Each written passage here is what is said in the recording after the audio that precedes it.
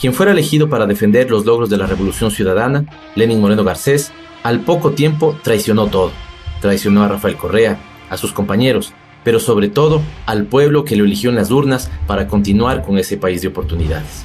La traición se retrata de cuerpo entero en esa famosa frase pronunciada frente al capital bancario: a los que estoy agarrando un poco de odio es a los que votaron por mí. Desde ese momento las ilusiones se convirtieron en pesadillas y el país vio, con indignación de muchos, pero también con alegría de unas pocas élites, el giro político hacia una derecha excluyente, una creciente caída en los indicadores sociales y económicos, el severo deterioro de las instituciones públicas y la más burda y brutal persecución política. Yo, gracias a Dios, bien. Obviamente, pues, con todo este acoso, persecución judicial, 20 juicios, orden de arresto en Ecuador, que aquí nadie le ha hecho caso, otra humillación para el país. Pero claramente tranquiliza, ¿no? Y uno quería darle tranquilidad y tiempo a su familia. Eso es lo que buscan, quebrarnos, no va a poder quebrarnos. Pero obviamente estoy con el corazón desgarrado de todo lo que está pasando en la patria, retroceso en todos los sentidos, seguridad, económico, dignidad, en todos los sentidos. Ellos tienen todo en estos momentos, poder mediático, siempre tuvieron el poder económico, se han apoderado de todo el poder del Estado, de todas las funciones del Estado. Solo le falta pueblo. Eso lo tiene la Revolución Ciudadana. Pero obviamente siento vergüenza ajena, ¿no? Siento indignación. Y siento una profunda decepción, ¿no? Siento también un poco de responsabilidad, porque yo apoyé a esa persona y ha sido un traidor completo y un incompetente completo que nos hace quedar mal cada vez que habla en el exterior. Y solo vive para tratar de aplastarlo, para tratar de criticarlo. El recurso de los mediocres. Surgir no por su propio mérito, sino hundiendo a los demás. Y mira que la traición, para los que creen que esto fue una disputa entre compadres, la traición empezó en el primer día. Ahora se sabe que el 30 de mayo del 2017 se reunió con Paul Manafort, ex jefe de campaña de Trump, y Moreno mismo le ofreció entregar a Assange a cambio de que Estados Unidos lo apoye. Se ve que es un tipo que hasta la libertad de un ser humano, sus derechos, es una simple mercancía, un simple medio de trueque. Y este tipo pues es el que destrozó todo lo que habíamos construido en cuanto a dignidad, soberanía, principios. Nuevamente, es tan fácil destruir.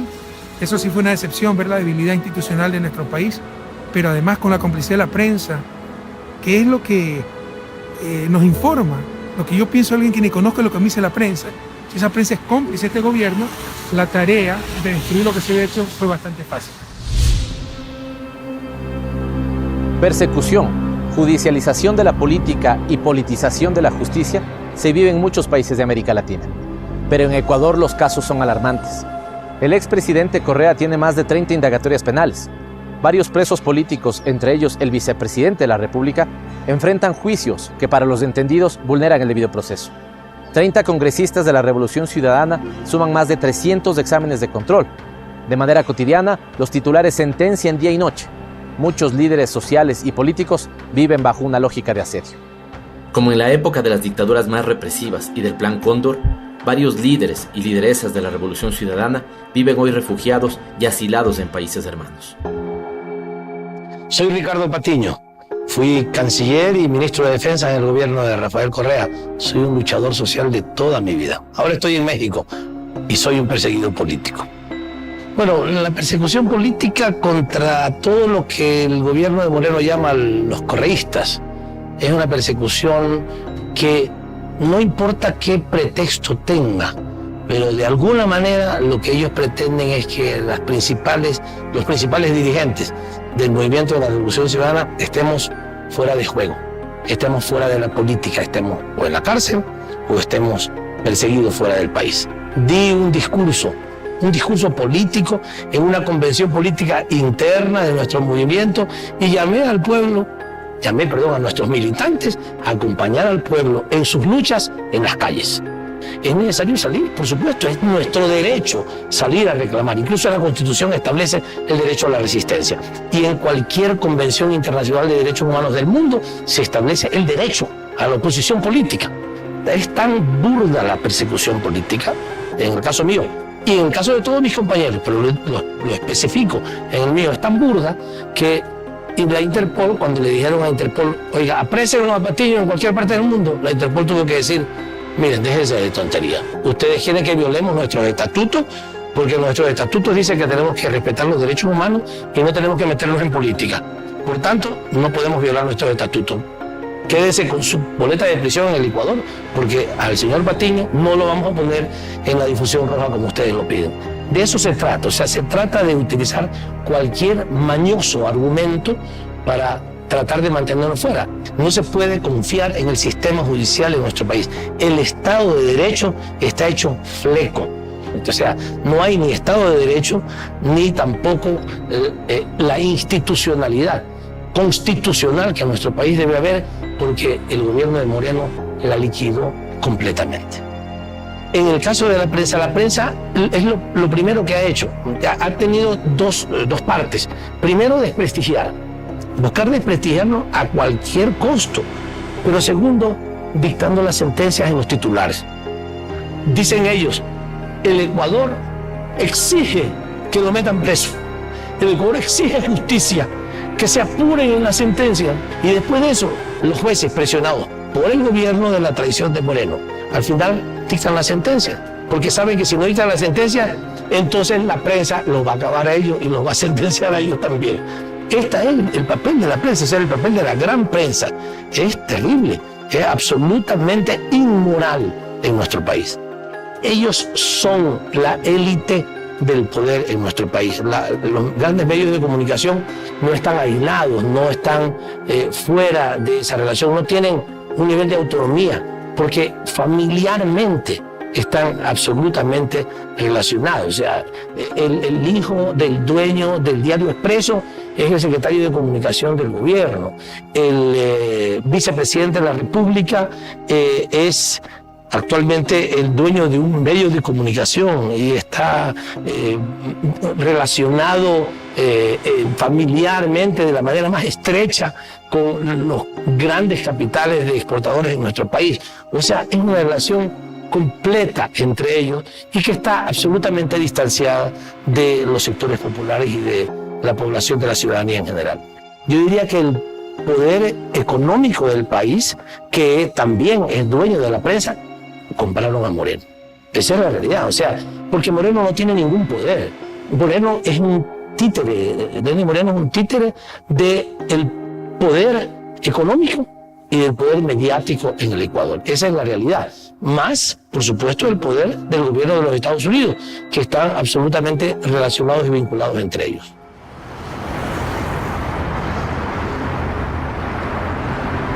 México, después de 30 años, vuelve a dar asilo político.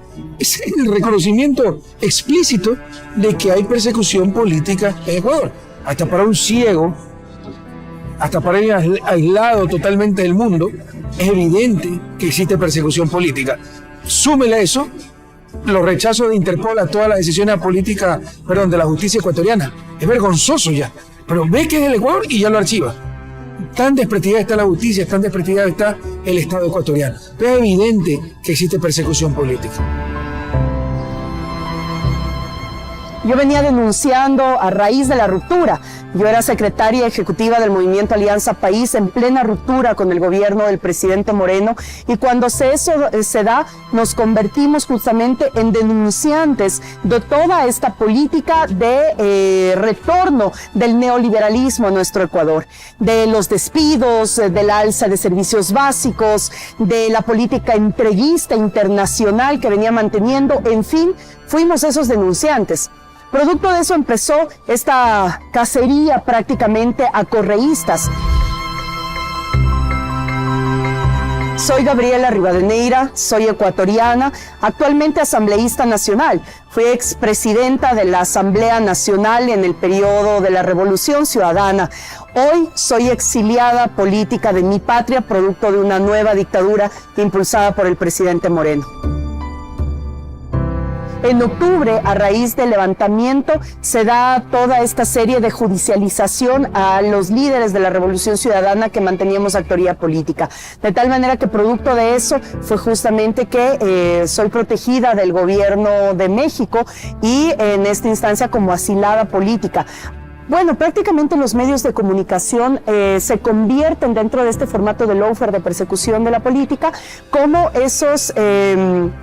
el arma para desacreditar, para golpear, para difundir. La demagogia de los medios de comunicación ha sido realmente brutal en este tiempo. Y no solamente en Ecuador, sino en América Latina. Cuando nosotros vemos lo que tenemos con Lula, con Cristina, con Evo, con Rafael, con muchos de los cuadros políticos de la región, es una sentencia por parte de los medios de comunicación. Los medios de comunicación y los titulares te sentencian. Y luego de eso, el sistema de justicia ya se le hace mucho más fácil cometer irregularidades, arbitrariedades, inconstitucionalidades, porque ante la gente ya está sentenciado, ya fuiste judicializado.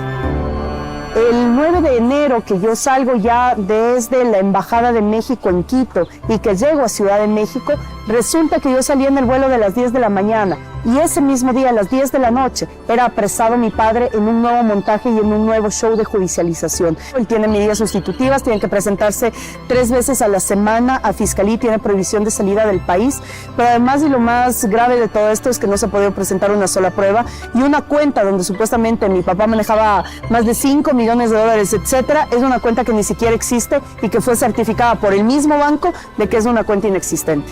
En un día acabaron la honra de 62 años de mi padre. Eso es lo grave. Y ante eso tendrá que haber responsabilidades posteriores. Yo creo que más allá de la nostalgia que podamos sentir, porque ha sido absolutamente doloroso una separación, empezar de cero, pero sobre todo dejar todo en la patria, incluso nuestra vida, nuestra lucha, es muy complicado. Mis hijos han vivido momentos muy complejos desde hace mucho tiempo ya. Ellos han tenido una afectación psicológica compleja que la estamos tratando de nosotros solventar y llevar, porque lo que no queremos es que tengan esa imagen de su patria, una imagen de una patria represora. Nuestra patria es una patria de amor, de mucha alegría, de mucha felicidad. Somos ecuatorianos, somos alegres, bailamos, cantamos, recitamos, vivimos de nuestra magia. Y lo que yo quiero es que mis hijos jamás pierdan eso. Y lastimosamente los golpes que ellos han recibido, el sentirse presionados, perseguidos, el allanamiento que para ellos fue como un momento de ruptura muy fuerte con lo que ellos creían del país, de la política incluso. Ahora mi hijo mayor me dice: mami, es que yo quiero que hagas lo que quieras, pero ya no en la política. Es doloroso porque vas cimentando esos sesgos que a la edad en la que tienen pueden marcar secuelas de vida, y eso es lo que a nosotros nos toca ahora tratarlo desde acá. Pero sí, con ellos ha sido lo más duro posiblemente de que tengamos que vivir. 2 niños expuestos a una dictadura. O sea, mis hijos ahora en Ecuador se sienten ecuatorianos. Tienen la doble nacionalidad porque su madre es belga, pero se sienten ecuatorianos. Entonces la idea era ir a vivir a Bélgica, pero que mi hijo regrese cada verano a ver a sus amigos de Ecuador. Ya no lo puede hacer. No tiene seguridad. Entonces, por supuesto que afecta a la familia. Por supuesto que te afecta a la vida cotidiana. Eso es lo que ellos buscan. Pero vamos a resistir, no nos van a vencer. Es un método más sutil, el lawfare, la judicialización de la política, utilizar la persecución judicial para obtener lo que no obtienen en las urnas. Es una política mucho más inteligente y mucho más sutil que los 70, cuando vinieron con botas militares a romper la democracia ante el peligro de que algo cambiara. Pero cuando te hacían desaparecer un compañero torturado, te reafirmaban en tus convicciones. Cuando ahora lo que matan o desaparecen es tu reputación, acusándote de corrupto, o sea, la gente muchas veces por vanidad, y la mayoría del tiempo o de las veces por temor, dice: yo no me meto con eso. Entonces, son estrategias más sutiles que están utilizando, pero estamos convencidos que al final la verdad prevalecerá. El lawfare tiene 2 patas. La una, la mediática, la otra, la judicial. Las dos son indispensables. Pero lo que hacen los medios es todo un linchamiento mediático para al final lograr que hasta la gente más noble hasta aplauda la mayor canallada. Y luego, jueces temerosos del que dirán, más la presión política de esos jueces, lo único que hacen es copiar lo que dicen los titulares para dictar sentencia. Entonces, obviamente, nada hubiera podido ocurrir lo que estamos hablando si no hubiera sido por la complicidad descarada de la prensa. Cuando la obsesión por la persecución política es la única prioridad, la sociedad se convierte en una bomba de tiempo, pues ni sus expectativas ni sus necesidades son atendidas. Cuando los gobiernos se entregan al capital transnacional y a las élites políticas y económicas, el país estalla en la defensa de sus derechos.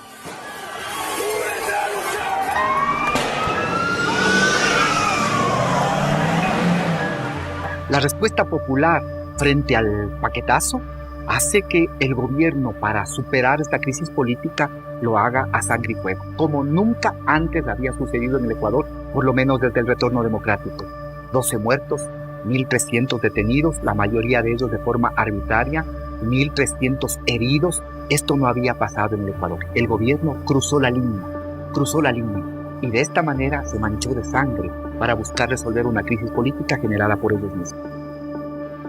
Soy Virgilio Hernández, dirigente de la Revolución Ciudadana, secretario de Organización Política de Compromiso Social por la Revolución Ciudadana. Soy un perseguido político. Se me acusa de rebelión, es decir, de haber intentado con acciones violentas derrocar al gobierno o desconocer la Constitución, cosa que jamás nosotros hicimos, pero es parte de esta campaña de persecución por pensar diferente, por haberle dicho al pueblo ecuatoriano desde el primer día lo nefasto que iba a ser el gobierno de Lenín Moreno una vez que traicionó el programa de la Revolución Ciudadana, el programa con el que ganó las elecciones.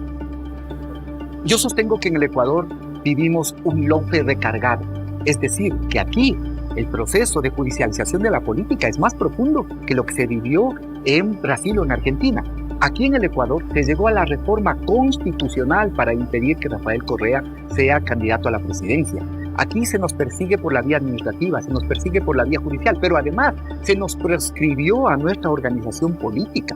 Durante casi 2 años estuvimos buscando la posibilidad de participar y se nos negó la posibilidad de hacerlo democráticamente. Tuvimos que hacer una alianza para poder participar en las elecciones del 2019 y ahora en el 2021. Por lo tanto, aquí vivimos un lawfare recargado.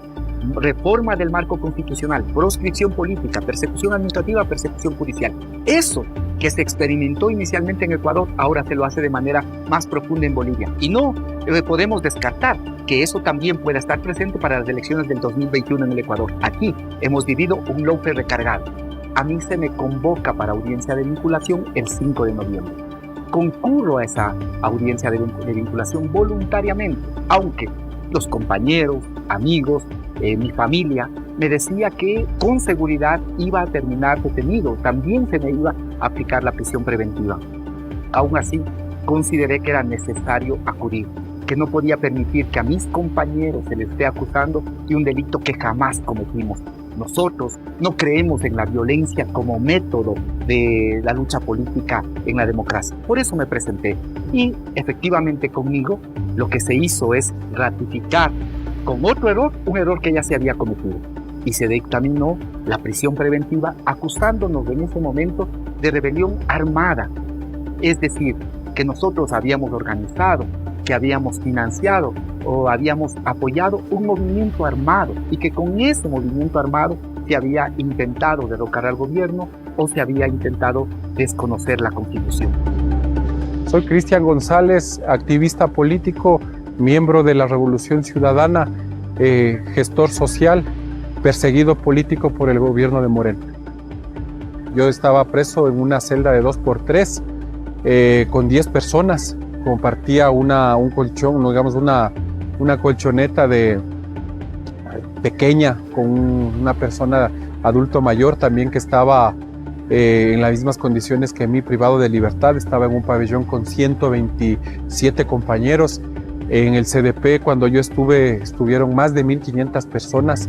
Estaban haciéndose algunos temas de rehabilitación, pero nunca se logró tener verdaderas posibilidades y condiciones óptimas o al menos mínimas como seres humanos. Esa cárcel a nosotros nos ha comprometido más con el proyecto, nos ha comprometido más con la gente, nos ha comprometido más con nuestras familias, nuestros hijos que tuvieron que que asumir y que enfrentar cosas bárbaras como que a su padre le señalen, le digan y mediante los medios de comunicación, digamos, alternativos y los oficiales corporativos grandes que defienden al gobierno, digan horrores y barbaridades de nosotros, ¿no? O sea, digan de todo. Mi familia afectada, mis hijos afectados, todos en definitiva, pero con nueva posibilidad de desde cero recuperar la patria y con una expectativa de que podamos hacer justicia en este caso y no permitir que lo que se ha hecho con nosotros se lo haga con otros compañeros y compañeras. ¡Abajo la persecución política! ¡Abajo la persecución política! Terminé preso, se me dictó, como ya es costumbre para los correístas, siempre hay como medida cautelar la prisión preventiva, y el juez que determinó que Paola Pavón, que Cristian González y que yo tengamos prisión preventiva mientras investigan estos hechos, paradójicamente, no estoy señalando nada, solo es una casualidad, terminó siendo juez de la Corte Nacional. Se nos determinó la prisión preventiva y estuve cerca de 60 días detenido, y en esos días además también fuimos víctimas de todo lo que es un proceso de linchamiento mediático, aunque no les guste esta palabra, pero básicamente lo que se hizo es intentar responsabilizarnos ante la comunidad nacional y la comunidad internacional de un delito que ellos saben que no cometimos, pero que es básicamente el precio que nosotros pagamos por haber sido opositores en el marco de la democracia al gobierno de Lenín Moreno. Para una persona que es inocente, estar un día preso es un tiempo infinito. Y cada semana, mientras se consumen esos días, uno mira con desesperación lo que pasa y al mismo tiempo ve cómo la vida de uno se transforma, la vida de la familia. Mis padres tienen casi cerca de 90 años y mis padres eran parte de los plantones que se hacía que organizaban el Comité de Familiares y Presos Políticos. Mi hija, Claudia, tuvo que ponerse y participar activamente en ese comité de familiares y perseguidos políticos. Mi hijo de 14 años tenía que salir a los plantones con un cartel que decía: permitan que mi padre se defienda en libertad. Es muy duro. Esto te cambia la vida porque de un momento a otro te terminas bloqueado en el sistema financiero, se prohíbe enajenar los bienes que modestamente tienes, tu vehículo, tu casa, de tal manera que la defensa también se vuelve complicada. Y además de eso hay un proceso de estigmatización política como el que hemos vivido y que la propia Comisión Interamericana de Derechos Humanos ahora también da cuenta. Hemos tenido ahora en el siglo XXI, cuando estamos prácticamente iniciando la tercera década del siglo XXI, tenemos exiliados políticos, compañeros que han tenido que dejar su país, su familia, para poder refugiarse en otros países. Soy Sofía Espín, ex asambleísta de la República del Ecuador. Estoy en este momento en México. He solicitado refugio por la persecución política del gobierno de Lenín Moreno. He venido a la Ciudad de México, en donde también solicité refugio, en donde hemos sido acogidos por esta gran tradición que tiene el pueblo mexicano del respeto a los derechos humanos. Nosotros salimos de Ecuador después de un feroz linchamiento mediático de casi 2 meses, en donde los medios me declararon culpable de algún delito por haber visitado a una persona privada de la libertad. Todos los días, de mañana, de tarde y de noche, el tema en los noticieros era la visita de la asambleísta Sofía Espín, correísta, a una PPL. Nunca pudieron demostrar nada, nunca pudieron demostrar que yo haya hecho algún ofrecimiento ilegal. Después de este terrible linchamiento me destituyen como asambleísta por la provincia del Guayas, de una manera muy irregular, de una manera viciada, y luego me empiezan un proceso penal. Yo como correísta sabía que prácticamente no iba a poder defenderme en libertad, que lo que me esperaba era la cárcel por no haber hecho nada, solamente por haber defendido mis principios. Después de mi destitución empezaron un continuo seguimiento extrajudicial, diría yo, porque no tenía ningún caso por el cual me puedan perseguir, pero me perseguían por tierra. Comenzaron donde yo iba, había personas extrañas alrededor mío. comenzaron drones en mi casa que aterrorizaron a mi familia porque preguntábamos de dónde sale ese dron que está justo encima de nuestro patio y preguntábamos a los vecinos y no era nadie. Entonces comenzó una especie de terror en mi familia y por supuesto de miedo legítimo, por lo que también le habían hecho a mis compañeros, al vicepresidente Jorge Glass, al exsecretario de Comunicación Fernando Alvarado y a varios compañeros. Y tomamos una terrible decisión, una muy dura decisión, porque nadie quiere estar fuera de su patria. Peor cuando uno estaba acostumbrado a luchar por su país. Y tuve que salir sabiendo que no había justicia en el Ecuador, que ya no había una justicia en la cual uno poder defenderse en libertad. Después de casi un año, la fiscal dicta un dictamen abstentivo, se abstiene de acusarme. Eso quiere decir que durante casi un año yo hubiera tenido que estar presa.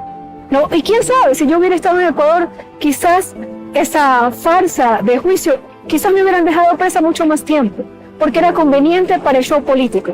Así me usaron para un show político en contra de una corriente progresista en el Ecuador. Nos tocó prácticamente después de esta persecución, a mi hermana la botaron del trabajo por ser cercana a mí, mi esposo tuvo que renunciar para acompañarme, yo ya no pude cubrir lo que cubría en la casa, pues yo mantenía a mis sobrinitos, una nena de 2 años, un niño de 8 años, a quien le pagaba su colegio, su vestimenta, sus medicinas. Mi sobrino tiene asma, ya no podía hacerlo. A mi sobrina de 2 años aparentemente tiene un grado de autismo y no le podemos ayudar, ¿no? Saber que no le puedo ayudar ya, porque lamentablemente la política en Ecuador en este momento, como se está llevando a cabo, es eliminar al adversario, eliminarlo, destruirlo. No les importa el daño que hagas, ¿no? Durante este año, ver a mi padre enfermo, a mi madre llorando cuando hacíamos conexiones por Facebook Live, por algún método de redes sociales, realmente ha sido muy duro, ¿no? Ellos, ahora mismo, a pesar de que ya hay un dictamen abstentivo, mi madre no quiere que regrese al Ecuador, porque tiene miedo, porque vio cuánto lloramos, cuánto sufrimos, cuánto tuvimos que desatender a nuestros sobrinos, ¿no? Han confundido lo que es la democracia, ¿no? A los opositores políticos se les gana en las urnas, no eliminando, encarcelando o manteniendo fuera del país a opositores políticos. Soy Soledad Buendía, asambleísta ecuatoriana. Estoy asilada en la Ciudad de México por haber sido perseguida por el gobierno de Lenín Moreno. Desde el 2007 apenas el gobierno de Lenín Moreno se empezó a realizar sus primeras acciones. Empezaron también las persecuciones, las amenazas de muerte, denunciadas ante la Fiscalía, el hostigamiento, el linchamiento mediático, la destrucción de la imagen, solo por pensar distinto, por estar en contra, por decirle a Moreno que había perdido la dignidad Carondelet. Y creo que esto nos fue fortaleciendo, sí, en un primer momento, porque querían que tengamos miedo y que nos paralicemos. No lo lograron. Llegó a un punto en cual las denuncias fueron más de 7, la persecución, las amenazas, el hostigamiento judicial a través de la Fiscalía, a través de las herramientas de la justicia, nos vieron cercando y obligaron a que tomemos la decisión de pedir protección. Protección por nuestra vida, por la de nuestras familias, y así llegamos a ser asilados políticos en la Embajada de México. Nosotros, yo estaba en mi despacho en la Asamblea Nacional, en el Palacio Legislativo, yo era la primera vocal del CAL. Eran 2 hombres armados a hostigarme, a amenazarme, pero nadie hizo nada, ni la escolta legislativa, ni el presidente de la Asamblea, ni la policía. ¿Por qué? Porque era correísta, y a los correístas hay que hostigarnos, y se naturaliza y se invisibiliza, y nos persiguen, y no pasa absolutamente nada, las autoridades no hacen nada. En mi domicilio pusieron una amenaza de bomba, no lo cubrió ningún medio, yo lo denuncié, hay un parto policial y no pasó nada. Suplantaron mi identidad, me quisieron involucrar en delitos que no he cometido, denuncié a las autoridades y no pasó nada. Y como somos correístas, no pasa nada, hasta que no te pase a ti, hasta que no te persigan a ti, y entonces te das cuenta que la persecución sistemática destruye al país, destruye la democracia. Extraño mi familia, extraño mi entorno, extraño mi lucha.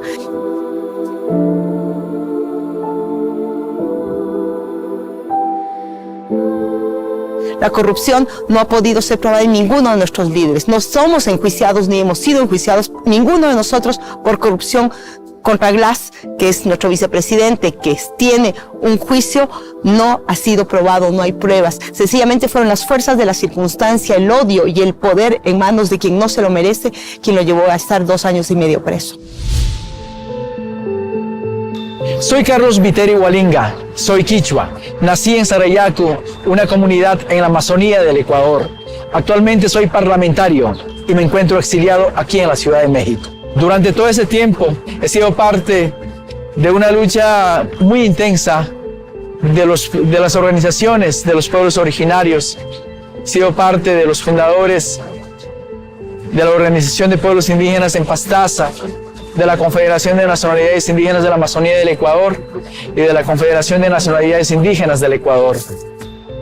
Y posteriormente me incorporé al gobierno de Rafael Correa como secretario ejecutivo del Instituto para el Ecodesarrollo Regional Amazónico, pues he sido ministro de Estado en ese cargo y finalmente en la Asamblea Nacional como parlamentario reelecto.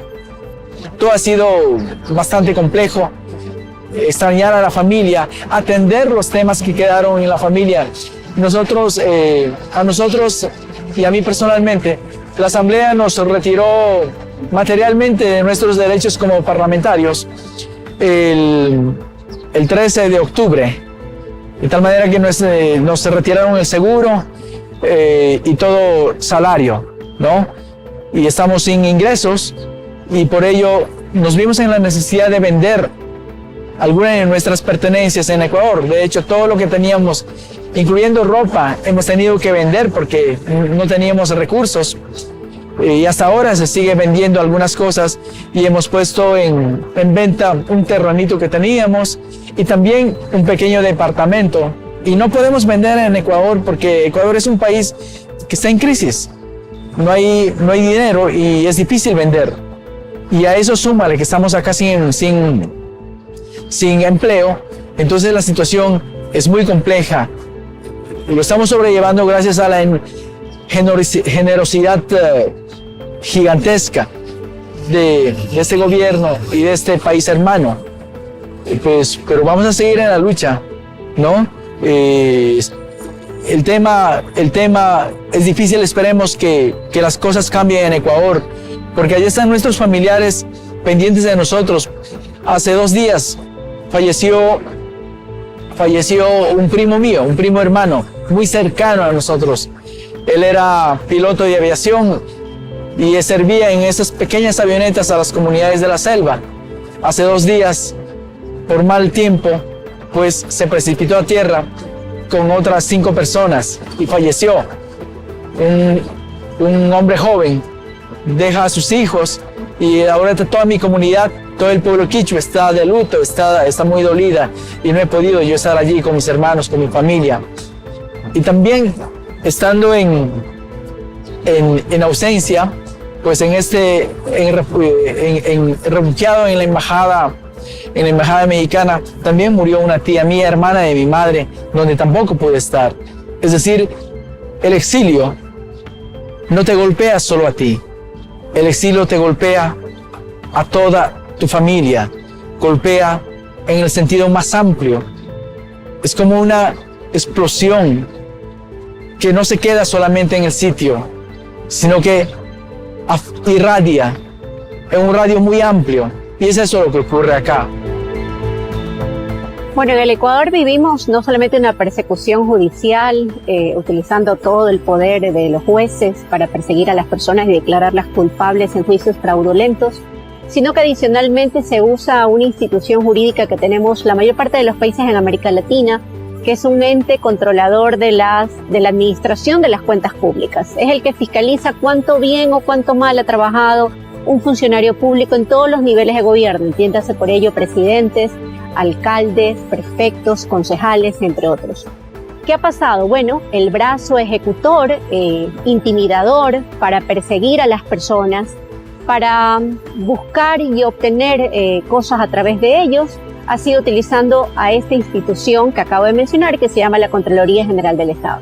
¿Qué hace la Contraloría? Bueno, en casos donde no hay perjuicios, en el caso donde no hay, digamos, mala utilización de recursos públicos, intimida a funcionarios públicos honestos que han dado su vida y su sacrificio en función de construir un país, glosándolos, que es una glosa, es una responsabilidad civil que se establece por este órgano, que puede ser impugnada ante los órganos judiciales, evidentemente, y así se ha atentado en este momento contra cientos de funcionarios, no solamente aquellos que fuimos ministros de Estado en su momento, sino cientos de funcionarios que ganaban $800 por hacer su trabajo, peritos, auditores, entre otros, básicamente han sido hoy glosados solamente por haber sido partícipes del gobierno de la Revolución Ciudadana. La persecución política está sostenida en un pacto de élites pocas veces visto. Ese pacto tuvo su punto más alto en una consulta popular que fue un gran engaño al pueblo ecuatoriano, donde el gobierno de turno puso a las entidades estatales con autoridades encargadas a cumplir un objetivo dentro del proceso de persecución. La política dejó de ser entendida como un terreno de disputa entre adversarios para convertirse en un campo de batalla, donde el objetivo es aniquilar al enemigo.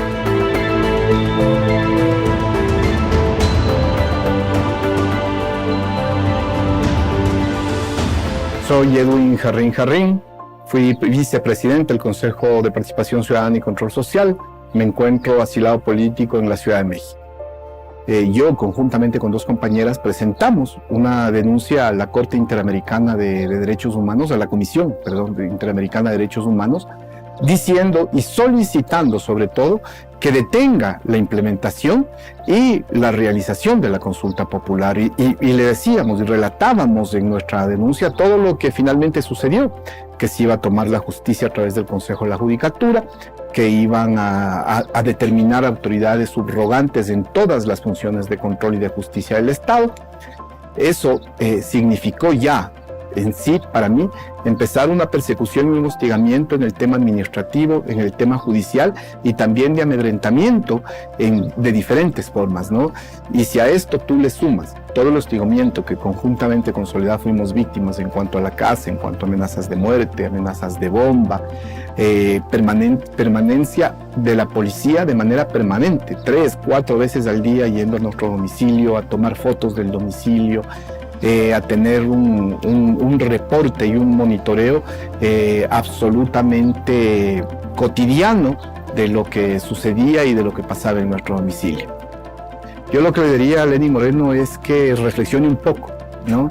Que se ponga a reflexionar y que reflexione sobre lo que está construyendo del Ecuador hoy día para que México le ponga en el mismo nivel a la presidencia de Lenín Moreno con lo de las dictaduras suramericanas. Eso es lo que está haciendo, eso es lo que está construyendo el Ecuador, un Estado represivo, un Estado abusivo, un Estado perseguidor, un Estado que no se preocupa en lo absoluto del ciudadano de a pie, un Estado que lo que está buscando es construir privilegios para quienes siempre ostentaron el poder y siguen ostentando el poder, privilegios para las élites. Y ese es el rol que él está jugando y ese es el rol que lo llevará a rendir cuentas en la historia del país.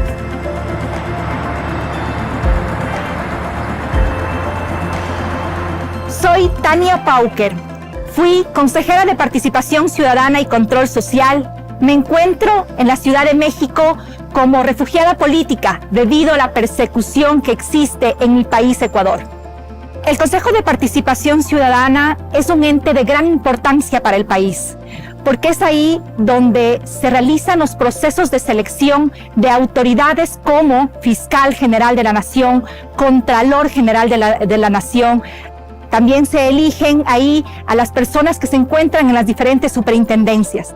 Además, cumple otro rol fundamental, que es el de promulgar y de promover la participación ciudadana, para que los ecuatorianos y ecuatorianas puedan incidir y decidir en la gestión de lo público. La razón de la persecución precisamente era porque el régimen quería tomarse el Consejo de Participación Ciudadana y poner a dedo a los representantes de esta institución para que nombren a fiscales, para que nombren a contralor, para que nombren a superintendentes que respondan a los intereses de este régimen y de quienes cogobiernan con ellos. La persecución inició en el momento que iniciaron los planes del gobierno en octubre del 2017, motivo por el cual mediáticamente fuimos agredidos directamente por el primer mandatario, motivo por el cual mi hija de 17 años fue víctima de bullying, mi hijo de 4 años fue víctima de agresión verbal, tuvimos seguimiento extrajudicial como familia. Mi hija de 17 años, menor de edad, fue perseguida. Yo y mi hijo fuimos perseguidos, fotografiados de una manera muy burda. Querían que nos demos cuenta que nos están persiguiendo para causar intimidación, para causar miedo. Esos fueron los motivos por los cuales decidimos pedir protección a los Estados Unidos mexicanos y hoy estamos aquí en Ciudad de México. Sacrificando espacios de familia, en el momento en el que sentías que la gente se alejaba por temor, porque la gente tenía miedo de ser perseguido igual. Entonces te dolía, te duele en el alma y comprendes que es lo mejor, que no estén muy cerca de ti, que no se acerquen más o que no te vean, que compartes un momento con ellos para no hacerles víctimas también de ataques o víctimas de seguimientos. Lo hicieron con varias amigas una vez que nosotros ingresamos a la embajada y ellas nunca pudieron acercarse a visitarme por temor de lo que les iba a pasar. Y decían en nuestro caso, ¿quién nos va a recoger? ¿Quién nos va a dar la protección?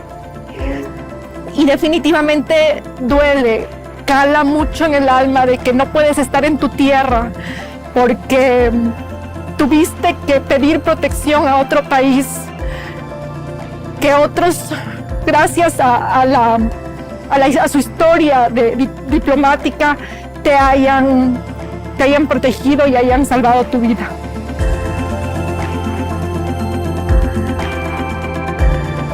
Soy Luis Fernando Molina, asambleísta alterno por la Revolución Ciudadana, representante del Distrito de Cantones. Fui parte del equipo jurídico de Rafael Correa, procurador síndico de la prefectura, y parte de los activistas de derechos humanos que intervenimos en defensa de Julian Assange. Estoy aquí en la Ciudad de México como parte de la persecución política del actual gobierno de Ecuador. Bueno, en realidad la persecución inició a partir de la ruptura. Yo con este gobierno comencé siendo director regional del trabajo en el Ministerio Regional del Trabajo para la provincia de Pichincha. Sin embargo, como consecuencia de la ruptura fui desvinculado del sector público de mi calidad de director regional, aludiendo básicamente necesidad institucional. La judicialización de la política, como lo han dicho algunos de nuestros compañeros, se ha dado también a través de instancias administrativas. Posteriormente, en el mes de octubre, y esto es parte, ¿no?, de la persecución política, el hostigamiento extrajudicial hacia mi domicilio y hacia todas las actividades que realizaba se polarizó, se multiplicó básicamente.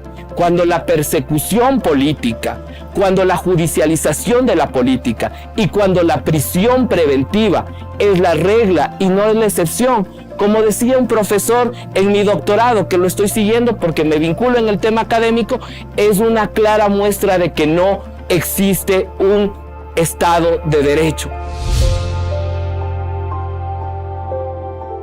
Io ho venuto a osservare lo que se puede llamar el caso Ecuador, porque yo conozco ya otro caso muy controvertido, muy problemático, el caso de Jorge Glass, el ex vicepresidente del Ecuador, que está en cárcel con una acusación que yo leí, me parece, sin prueba. Caso con muchas anomalías, yo estoy aquí para ver si el Estado de Derecho está bien en Ecuador o está mal. Yo creo que está muy mal.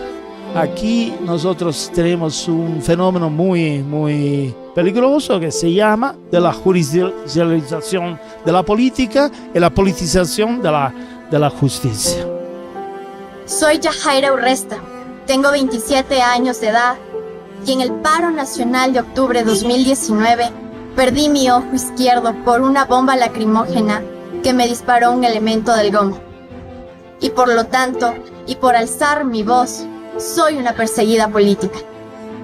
Participé junto a mis vecinos y vecinas, adultos mayores, niños, de un cacerolazo pidiendo paz, pidiendo una resolución inmediata, porque ya íbamos 11 días de protestas en las cuales se cobró muchas vidas de compatriotas ecuatorianos.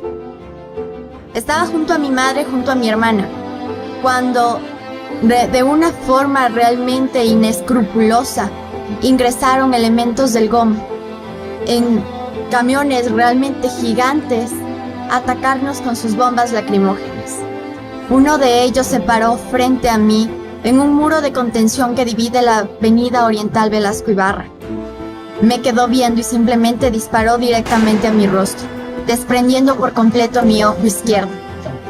No sé cuánto tiempo yo pasé sin aliento.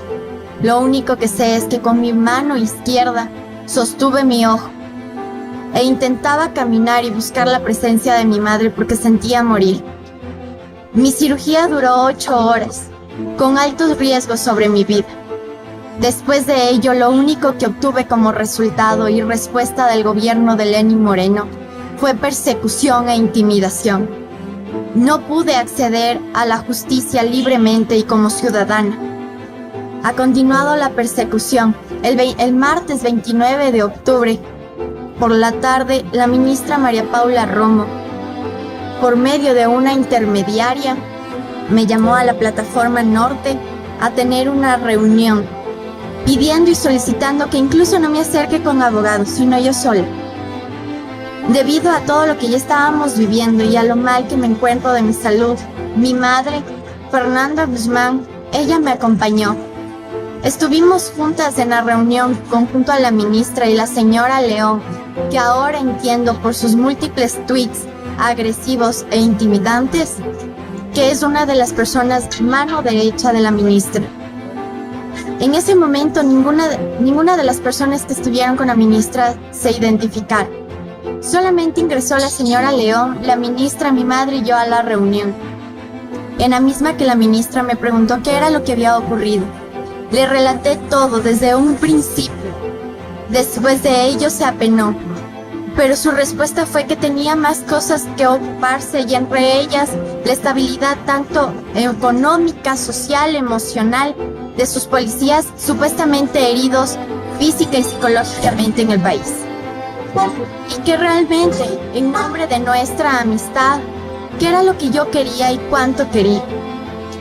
Después de recibir esas dos preguntas, realmente sentí una bofetada más en mi rostro. Lo único que yo respondí es que yo no deseaba nada. Lo único que yo deseo es un debido proceso en el cual se revele el nombre y los nombres de las personas que tuvieron todo que ver en el mes de octubre, porque no soy la única persona que perdió un ojo. Después de ello, helicópteros aeropoliciales, patrulleros, carros polarizados y sin placas, motorizados amenazando a mi padre de muerte, ese ha sido el único resultado. El gobierno me vetó incluso del plan o planificación de trabajo en el sector público. Por lo tanto, yo no puedo contar con un trabajo. Personas como Lenín Moreno, María Paula Romo, siguen en el poder y ellos están haciendo de su poder su mafia y matándonos a nosotros, los ciudadanos y ciudadanas, como perros sarnosos en las calles.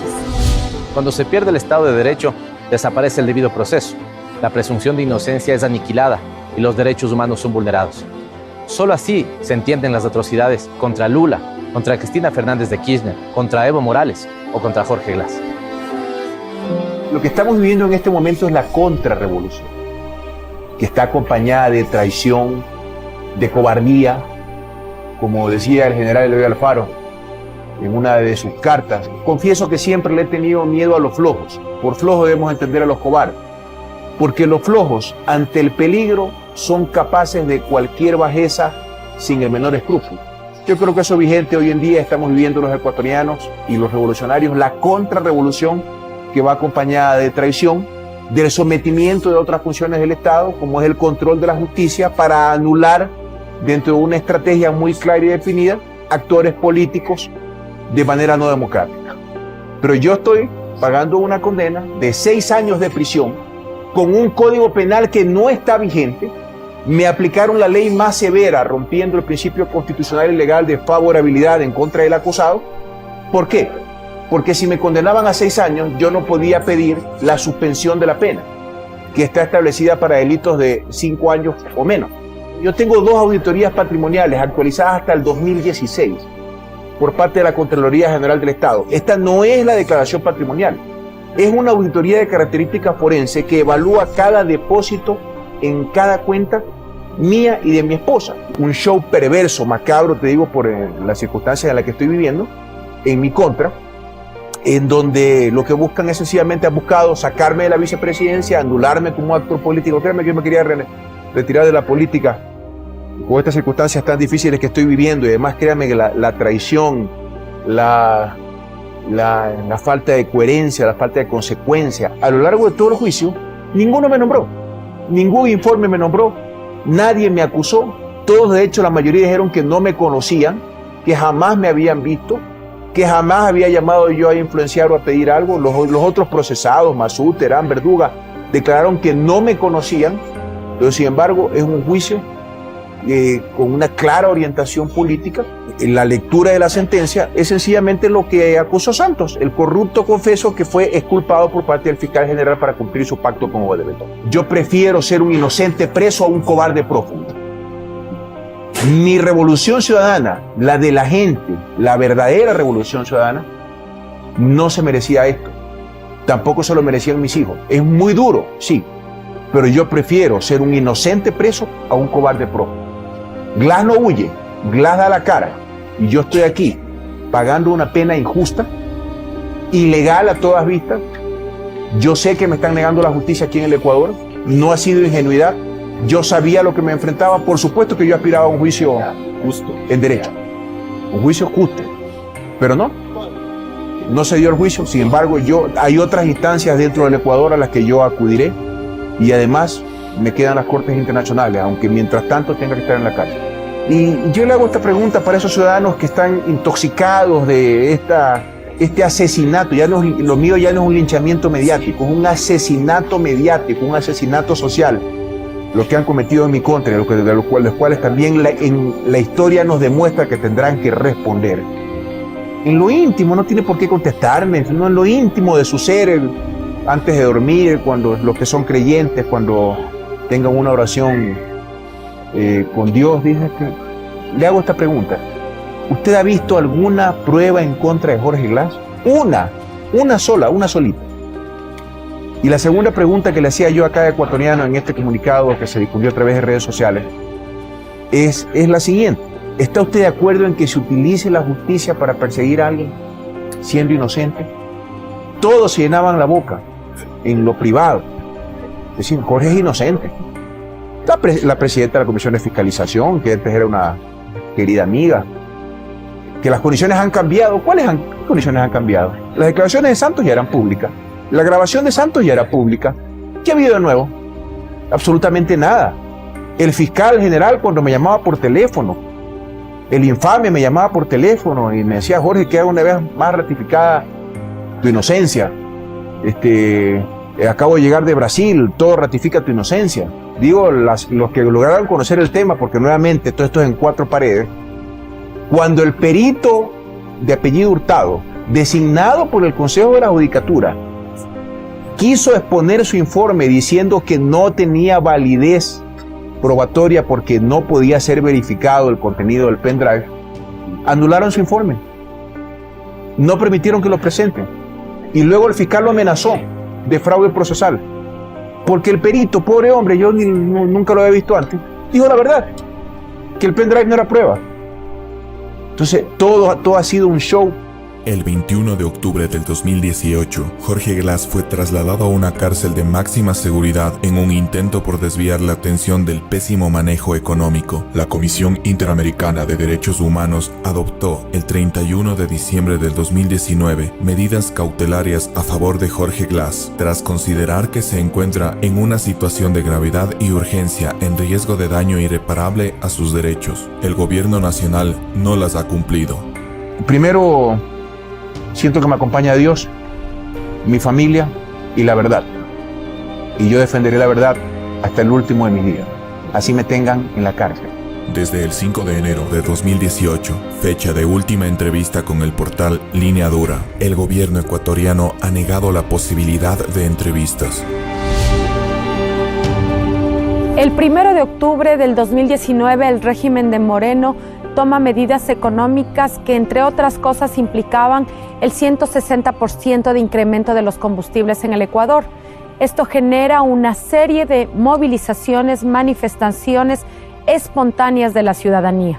El 7 de octubre del 2019, Moreno, en una rueda de prensa acompañado de los representantes del Comando Conjunto de las Fuerzas Armadas, responsabiliza del supuesto caos en el Ecuador a dirigentes de la Revolución Ciudadana. En esa rueda de prensa menciona, entre otros nombres, a Rafael Correa, a Ricardo Patiño, a Virgilio Hernández y a quien les habla, Paola Pavón, prefecta de Pichincha, electa por voto popular. Hoy estamos enfrentando un bochornoso caso en la Administración de Justicia. Lo han llamado el caso Sobornos. La única intención del caso de Sobornos es dejar fuera de la papeleta electoral a Rafael Correa. La judicialización de la política en el Ecuador no ha tenido límites. Han utilizado a fiscales, han utilizado a jueces, han utilizado a la Contraloría General del Estado para atemorizar a quienes desde un primer momento expresamos nuestra oposición a este régimen que sin duda le traicionó al pueblo ecuatoriano. Aproximadamente a las 5:15 de la madrugada, un número de efectivos de la policía y de la fiscalía arremetieron, rompiendo propiedad comunitaria, propiedad privada, a mi hogar. Incluso ingresaron a mi habitación mientras yo me encontraba arreglándome, vistiéndome después de la embestida que recibió mi hogar.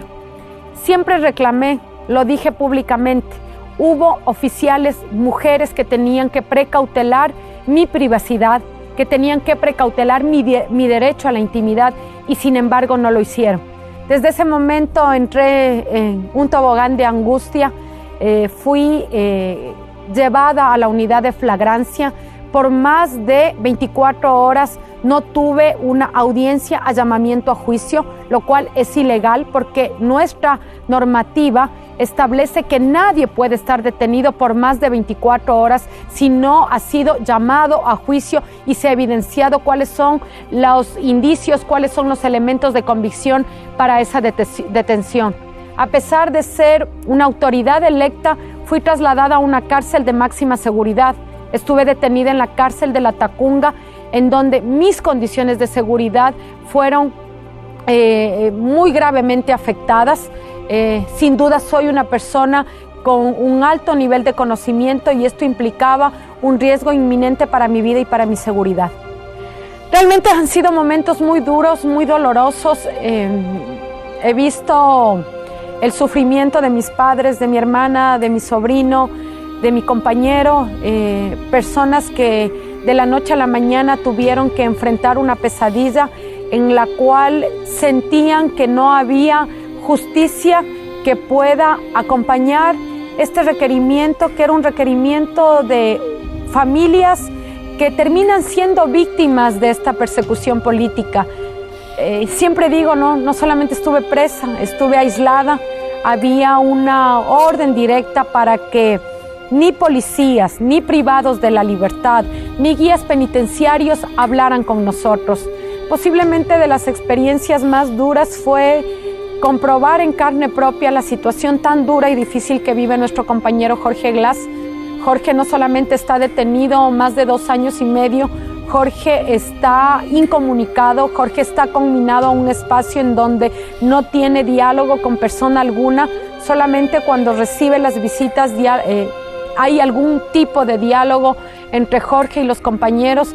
De las cosas que más me marcaron esos 60 días en la cárcel de La Tacunga fue ver el dolor de un hombre como Jorge que está totalmente aislado.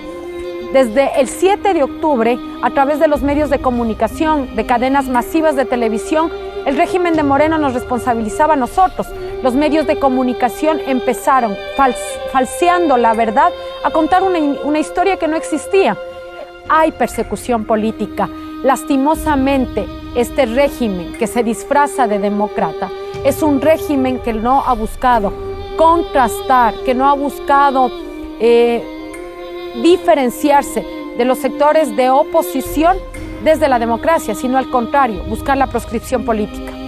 Pedirle al pueblo del Ecuador que resista. Esto no va a durar toda la vida. Esta persecución política no va a durar toda la vida. Todavía hay esperanza en la justicia ecuatoriana. Yo creo que algo va a pasar. Van a tener ahí un rezago de luz en la mente y se van a dar cuenta de que no se puede juzgar por algo tan trascendental como es la vida, la libertad de un ser humano, y engañar a un pueblo, y engañar a un Estado, y engañar a la comunidad internacional diciendo que hay un delito. ¿Solo qué? Para sacarle de la vida pública a un ciudadano. Lo más triste es que ven esto como una caricatura de proceso, como que es un mal chiste, que esto debería terminar en cualquier momento, pero que no va terminando, y que más bien se va desarrollando y siendo ya una verdadera amenaza contra la libertad y los derechos del expresidente. Sí, yo creo que la vida de él está en peligro. Alguien ha dicho, y creo que no es inusitado decirlo, que esta gente que odia a Correa, lo que afectó en su momento sus poderes descomunales, a veces tan oscuros y tan desconocidos, que no nos atrevemos siquiera a hacer un diagnóstico sobre ellos, pues no quieren verle solamente preso a Correa. Hay gente que quiere verlo muerto. Tratemos de lograr una verdadera independencia judicial. Si no, será el cuento de nunca acabar. Hoy somos nosotros los perseguidos. Mañana cambia el poder, serán ellos los perseguidos. Y nos pasaremos así la vida, gastando energía para destruirnos mutuamente cuando se requiere esa energía para sacar adelante a la patria. Y obviamente el mensaje a la patria grande: ya basta, ya basta. Es demasiado evidente el lawfare. Tiene que funcionar el sistema interamericano. Tiene que haber límites regionales para proteger la democracia, los derechos humanos, el orden constitucional. O se harán los abusos que estamos viendo, como lo que ocurre en Ecuador, en Bolivia, en Brasil, donde le robaron no solo la libertad a Lula, sino la democracia a Brasil, porque si Lula era candidato a ser el presidente. Para que no se repita lo que ocurrió en Argentina, felizmente ganaron las elecciones, pero mire toda la persecución durante 4 años contra Cristina Fernández de Kirchner.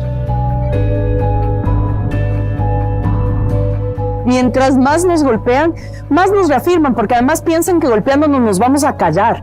Eso es la inconsistencia más grande.